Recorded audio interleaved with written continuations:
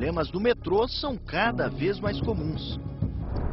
De acordo com o metrô, 3 trens tiveram falhas no motor hoje cedo. O piloto pediu que os passageiros descessem por causa de um problema no motor que diminuiu a velocidade. Às 7h30 da manhã, um trem que passava pela estação Taguatinga Sul teve problema nos freios. Os trens estariam rodando com equipamentos ultrapassados, como os computadores que controlam os limites de velocidade e as paradas de emergência. Os rádios de comunicação também não existem mais no mercado. E a direção do metrô chegou até a autorizar o funcionamento dos trens sem ele. Os pilotos também são autorizados a rodar sem equipamentos reserva. Se quebrar no meio do caminho, quebrou. Não tem o que fazer. É o caso do inversor. Trens rodam ainda sem os freios elétricos, usados para parar em velocidade acima de 20 km por hora. Usa-se então o freio mecânico, que fica desgastado. Por ano, o metrô gasta 99 milhões de reais com a manutenção dos trens. O Tribunal de Contas do DF ainda não analisou as contas do ano passado, mas há denúncias sendo apuradas pelo Ministério Público de que o contrato de terceirização da manutenção não está sendo cumprido. Em abril do ano passado, um trem descarrilou em Ceilândia. Ninguém ficou ferido, mas houve transtornos. 2 estações ficaram fechadas por 24 horas. E pior, até hoje, os trens ainda são obrigados a reduzir a velocidade de 80 para 20 km por hora no trecho do acidente. Resultado? Atraso na vida dos passageiros. No terceiro dia de greve dos rodoviários, quem tentou voltar para casa de metrô teve que enfrentar filas de dar voltas. Na tentativa de evitar uma sobrecarga, seguranças foram acionados para conter os passageiros que chegavam. Ao passar pelas catracas, os passageiros enfrentaram a segunda e mais árdua etapa do dia: encarar o empurra-empurra causado por pessoas desesperadas para voltar para casa. Do lado de dentro, muita gente para poucos vagões. Basta um único trem chegar para o tumulto ser generalizado. Haja paciência com o metrô de Brasília. Hoje foi mais um dia de transtorno para passageiros de um dos trens que vinha para o plano piloto.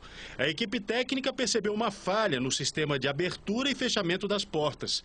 As pessoas tiveram que desembarcar na estação Águas Claras e esperar o próximo trem.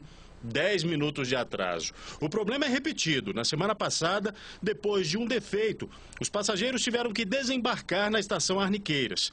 Só para lembrar, no domingo o metrô não funcionou para o público porque o sistema automático, ainda não implantado, estava em testes. As equipes técnicas do metrô até que poderiam priorizar sim, mas os testes de outros sistemas que vivem dando defeito e deixando na mão o passageiro que paga para ser transportado com eficiência. A gravação feita em 2009 e 2010 está nas mãos da polícia, que investiga as confusões no metrô. Aqui, jovens brigam aos socos. Um deles cai sobre um passageiro que não tem nada a ver com a história.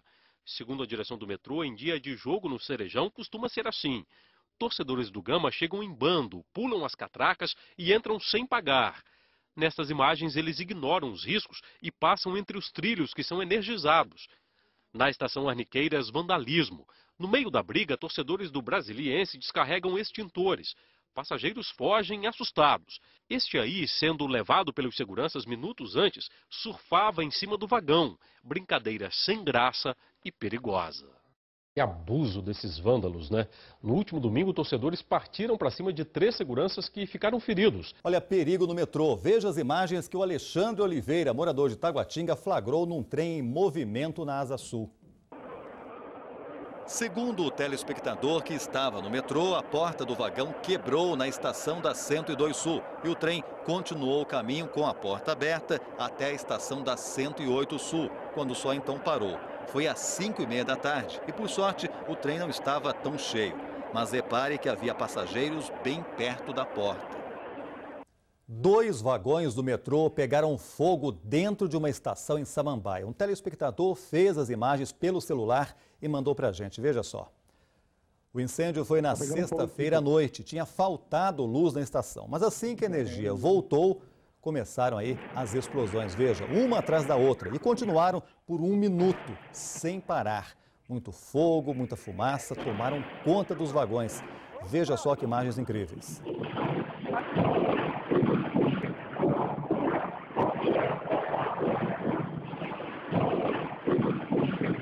Faltou manutenção? Não, de maneira alguma. A manutenção é feita de maneira preventiva, de tal forma evitar problemas e situações como essas ou outras que venham a ocorrer daqui para frente. O metrô paga 108 milhões de reais por ano à empresa Metroman para a manutenção dos trens. Mas 3 dias depois daquele incêndio nos vagões em Samambaia, ainda não há uma explicação clara para o que aconteceu.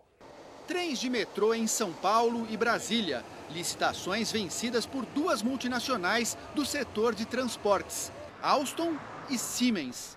Mas por trás dos equipamentos haveria um gigantesco esquema de pagamento de propina a funcionários públicos. Na carta enviada à sede da Siemens em 2008, o autor da denúncia diz que o então governador de Brasília, Joaquim Roriz, teria intermediado um acordo entre a Alstom e a Siemens para que uma ganhasse a licitação da manutenção do metrô de Brasília e repassasse parte dos lucros a outra empresa. Esse consórcio pagaria propina a funcionários públicos de 7,5% do valor do contrato. O contrato só foi assinado depois, no governo de José Roberto Arruda. O metrô de Brasília gasta 3 vezes mais com manutenção do que o metrô do Rio, onde o número de passageiros é 5 vezes maior. E o preço daqui vai aumentar de 108 para 134 milhões por ano. Foi desesperador para quem estava nos vagões. As imagens foram feitas por um passageiro minutos depois que o trem parou. Como ninguém sabia o que estava acontecendo, todo mundo ficou assustado. Algumas pessoas decidiram quebrar as janelas, pularam e saíram andando pelos trilhos. Do alto dava para ver os vagões parados, as pessoas saindo pela janela, sem rumo, sem saber o que fazer. Nós tivemos o reforço do número de empregados, tanto no centro de controle quanto nas equipes de campo.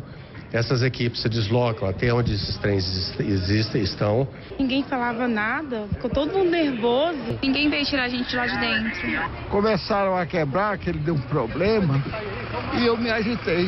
Eu acho que o governo ele tinha que se preparar para essas situações. Pagamos muito imposto para ter um serviço pela metade. Com as portas da estação fechadas, várias pessoas ficaram do lado de fora, o que revoltou os passageiros. É um descaso, um desrespeito com todo mundo que está voltando para casa, que está tentando chegar na faculdade, que está tentando ir para o seu trabalho ainda. Brasília tem que reagir. A passagem mais cara do Brasil e a população fica calada. Eu quero ver se todo mundo vai lembrar no dia das eleições. Porque o que a gente está passando aqui, gente, são uma humilhação para o cidadão brasileiro. Especialistas apontam o metrô como a melhor solução para o caos do transporte nas grandes cidades. No Brasil, o metrô virou símbolo de obra cara e inacabada. Mas nada é capaz de fazer o que ele faz, deslocar até 100 mil pessoas por hora. É por isso que toda cidade com mais de 1,5 milhão de habitantes precisa de um. Quem planta asfalto só colhe uma coisa, colhe congestionamento. Agora, quem planta metrô, colhe mobilidade humana. E para esta cidade com esse tamanho, só metrô, porque você tem uma capacidade de transporte inigualável. Com o Brasil crescendo, a demanda por mobilidade humana aumenta. O país já não pode repetir os erros, como os cometidos em Salvador, por exemplo. Depois de 10 anos, a cidade vai receber um microtrem por um maxi preço.